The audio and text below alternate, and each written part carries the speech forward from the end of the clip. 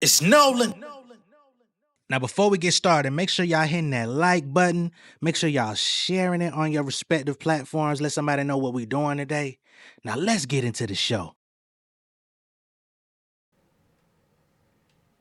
I said I'm A-Town finest, so put my game down, grinding. Was on them Greyhounds trying to get out of state. My assignment was hit the stage at a college, encourage kids they could do it. Told them how to reach greatness, some days you must be secluded. On my own shit, hang up the phone shit, they on some clown shit. I'm David, I stay with a stone for cracking your dome with. Play me, I come to your home and ring your alarm. Bitch, I'm crazy, this ain't just a song. Quit raising your tone, prick. I'm that nigga that number one spot, nobody can't top, I ain't even got job though. Big dog gon' run in my block, got the blade on chop, eat nigga like nacho. Rent do nigga sell like rock, move bass, I not do me like Rocco. Spend a bitch, she say I'm guapo. No money, I say no hablo, no English. My screenplay, try to get stretched out like Bengay. Don't call me, let you and your friend on the line, try to put it on three-way. I'm Green Bay, I'm about my cheese, nigga run up the check like relay. Got leeway, I flip my style like I'm a lucha libre.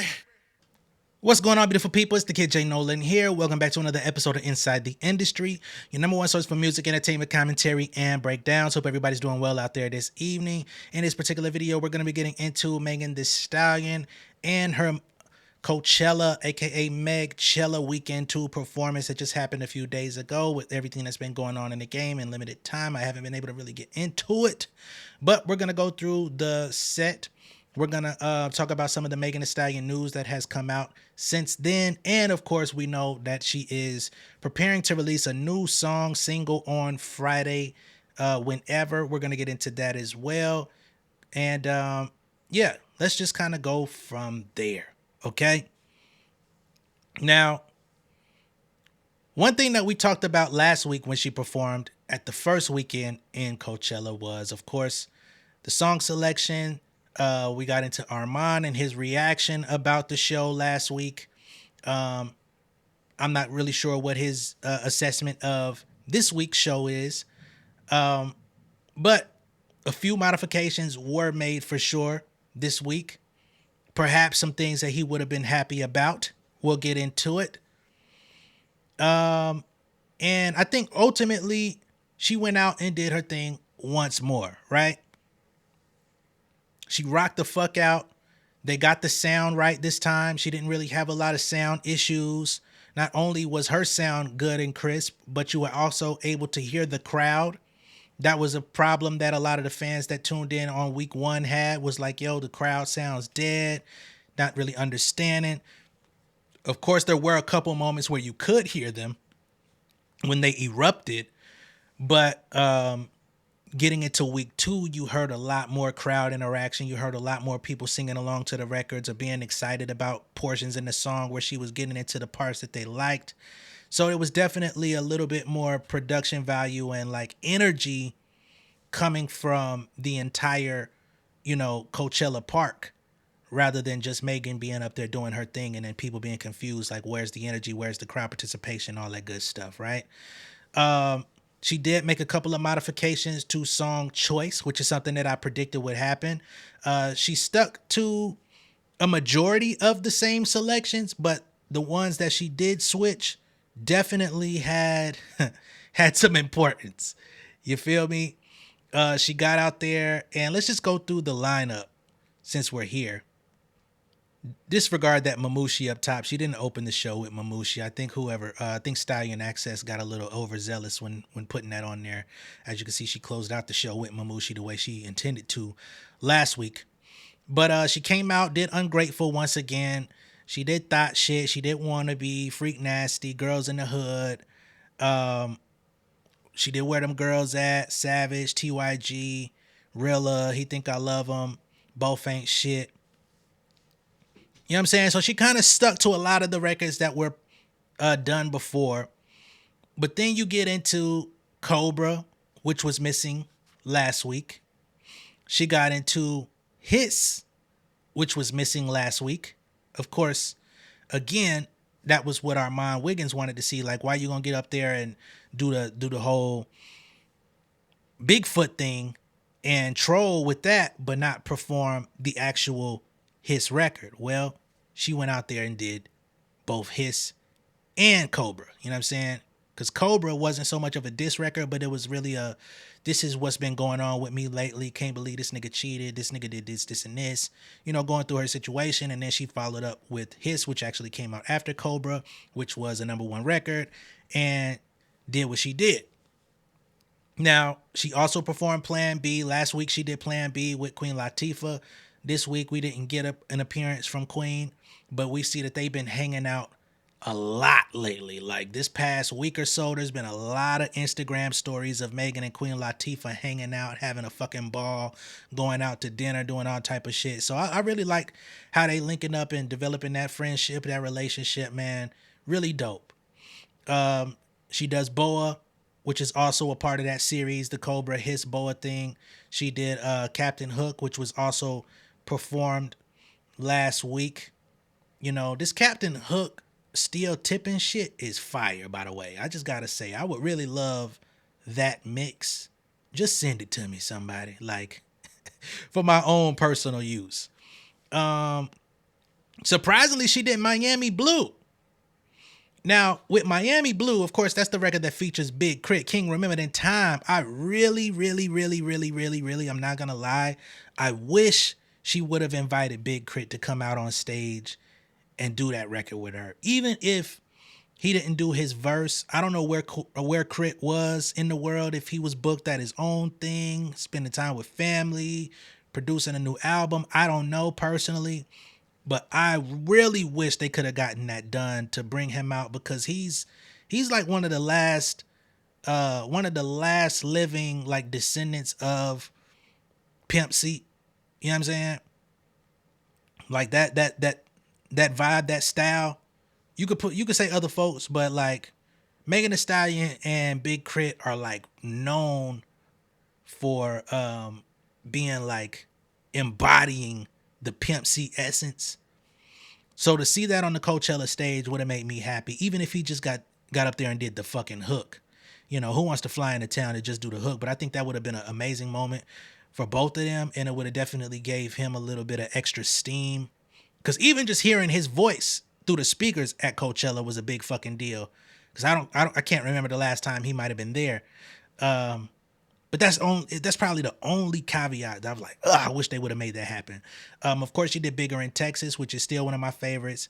She did Body, Big Old Freak, and closed out with Mamushi, the rightful way that she originally intended. The first weekend, without all the technical difficulties and bullshit, she got through it. She did a motherfucking thing. She went up there and rapped a motherfucking diss record like people said she was afraid to do. She's scared. Well, where's the fear now? Right?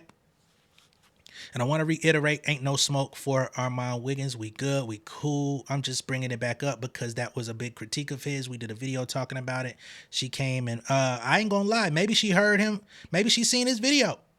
You know, I don't know if that was her plan all along, or if she said, you know what? Okay, if that's what people are saying, let me show you what I'm finna do. Hold this motherfucking divertidas, whatever that shit is, her drink is. Hold my drink. Okay, chicas divertidas, motherfuckers. Cause scared where? Right? I also seen some people that were saying they wish she would have got out there and promoted her new record this week, you know, because she's about to drop this song, Wherever. I'm not actually mad. I seen some people that was like, Megan gonna do what she want, blah, blah, blah, blah. She independent, she move how she want. But I do think having all those eyeballs, I think it was over 100,000 people tuned in or something like that. Yeah, it probably would have been great if she would have at least mentioned the new single on stage. You know, I think she was so locked in with her routine and, you know, getting through everything and making sure that no issues arise, you know what I'm saying? Especially with the experience she had last week. I think it was more so about, you know, hitting my shit and making sure that they can't say we went overtime by no stretch of the imagination. I think they even had I think she had a slightly shorter set this time around, to be honest. Felt like it ended kind of quick. So probably that was at the top of mind, just getting through the records, making sure that she's on point with the dance moves, doing the whole, she went back and did the same, showing backstage of her changing, getting her outfit together, coming back out on stage and all that thing. So it's a lot that goes into that. And unless you're actually the artist on stage going through it, doing your 1-2s, hitting all your cues, hitting all your bars, getting your breath control, doing your steps and all of that shit. All these, you got fucking Bigfoot coming out behind you on stage. You got a snake surrounding your ass while you up there performing and shit. You know, with 30 people holding that bitch.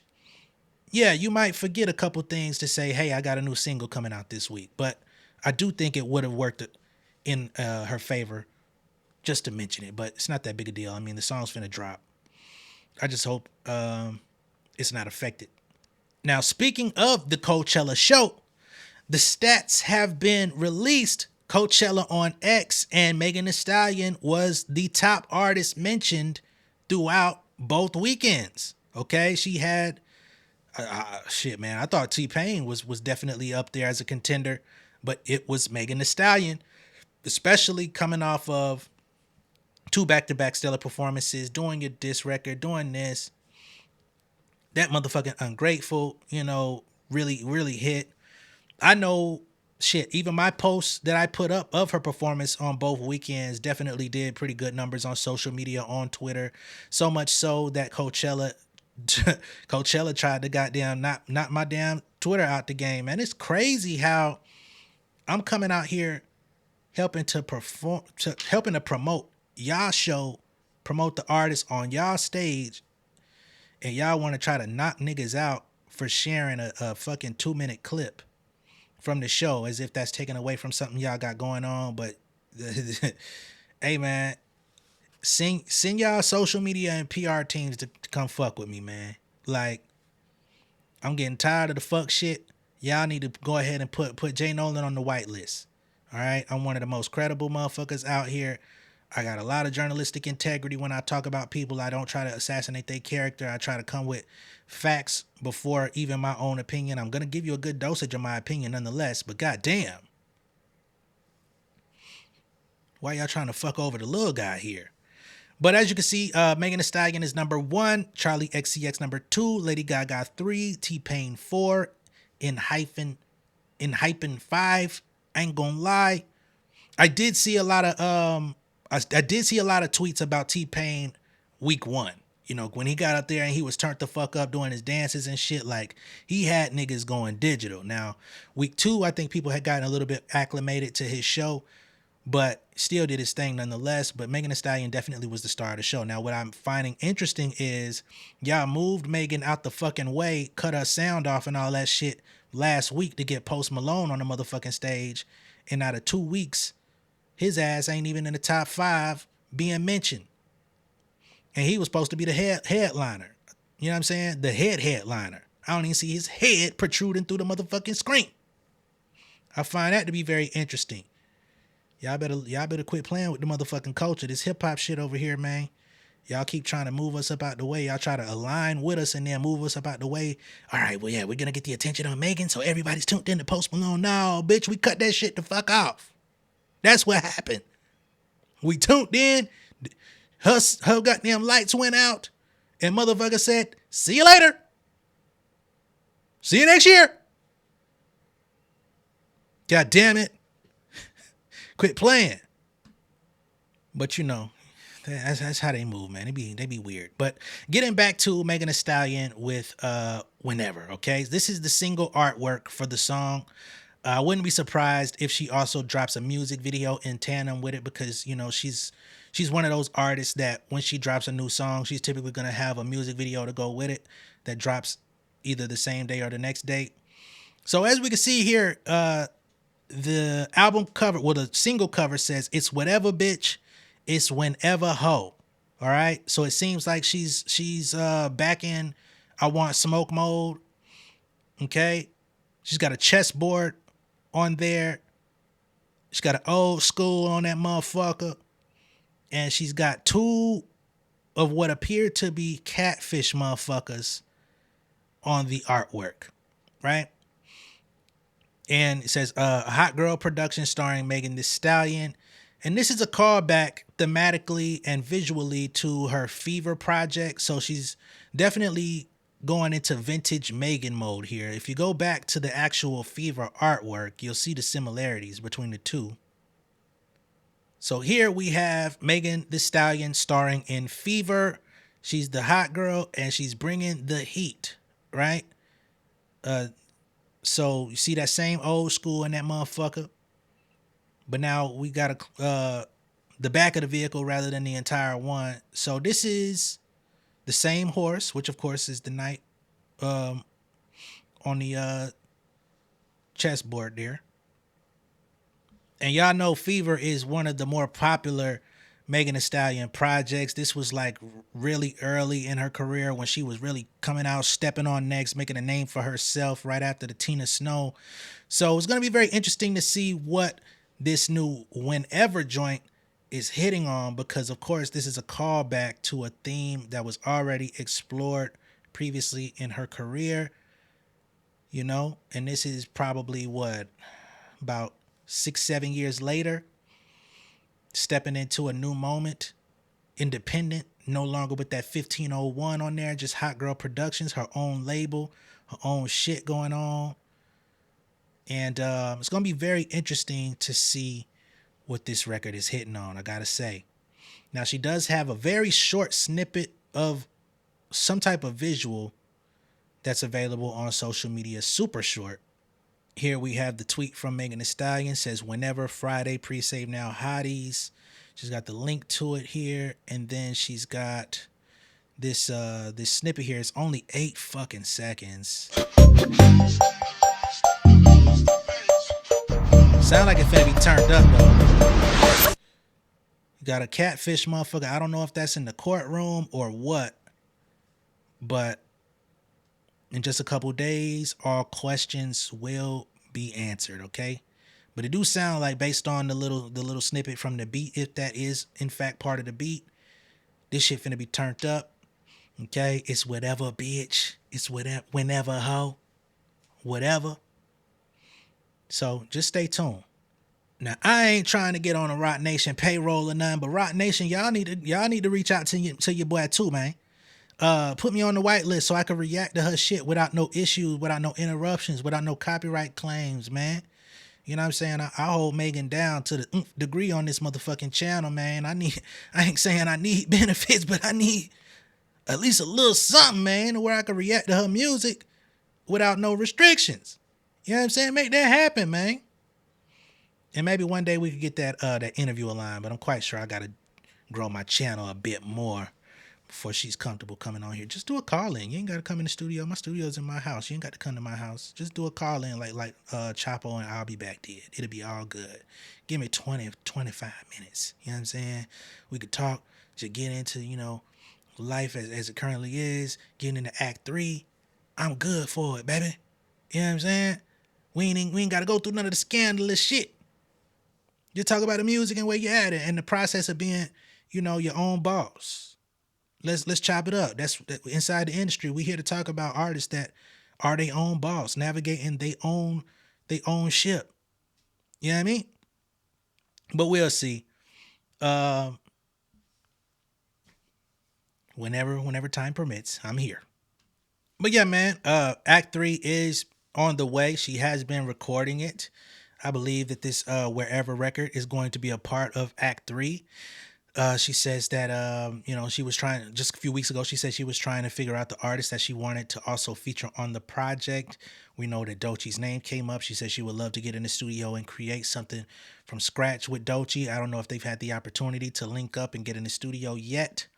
You know, the verdict is still out on that, but I will be tuned in. I'm sure y'all will be too. Let me know what y'all think of all this down below in the comments. Be sure to like and share this video. If this is your first time seeing me on YouTube, go ahead and subscribe to the channel, become an insider, and I will catch y'all on the next one. Much love and respect, y'all. Peace. King of my city and cul-de-sac.